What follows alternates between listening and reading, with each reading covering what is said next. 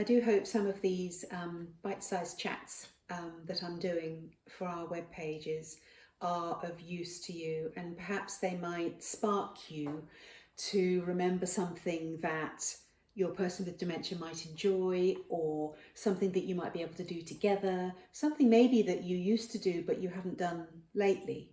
And you may have to tailor that thing, whatever it is, so that it's in little chunks. So rather than go for a walk on a Sunday morning and then go to the pub for lunch, lovely as that would be, you might want to break it down. So maybe go for a walk in the morning, then come home and have a rest before going out for lunch.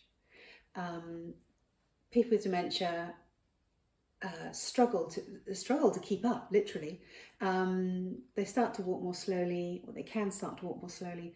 They can struggle to communicate, they can struggle to understand, they can struggle to see properly, and they can struggle to process the information that somebody is talking to them, is asking them a question. They need longer to process that, and then they need more time to work out what they're going to say in response. So if you ask somebody with dementia a question, as I've mentioned before, it's a bit like putting them in the mastermind chair. We don't want to do that. Life is difficult enough for them. So we want to avoid questions if at all possible. So if you were going to go out on a trip, for example, with your person with dementia, and say they liked to go to the zoo, you could write it down in the diary as let's go to the zoo on Thursday, and then that morning show them the entry in the diary and say, it would be lovely to go to the zoo again. Let's go and visit the lions and the elephants and the hyenas, and then come home for a cup of tea. Or then we'll come home for lunch. So whereas before maybe you'd have spent the day there, you might want to just do it for a couple of hours. It doesn't have to be the zoo, obviously, you can go wherever you like, but whatever means something to your person with dementia, whatever resonates and will help them to connect with you, that is what we're looking for.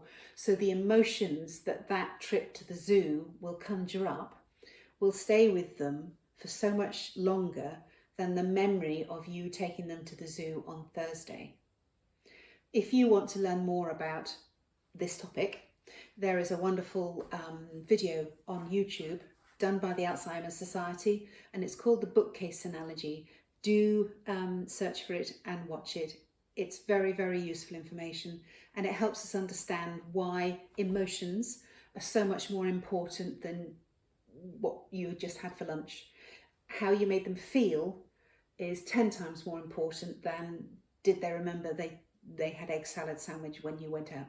So more about this later, or do email me if you want to know more, and I'm very happy to have a chat about it, but it's just to give you some ideas. Thank you.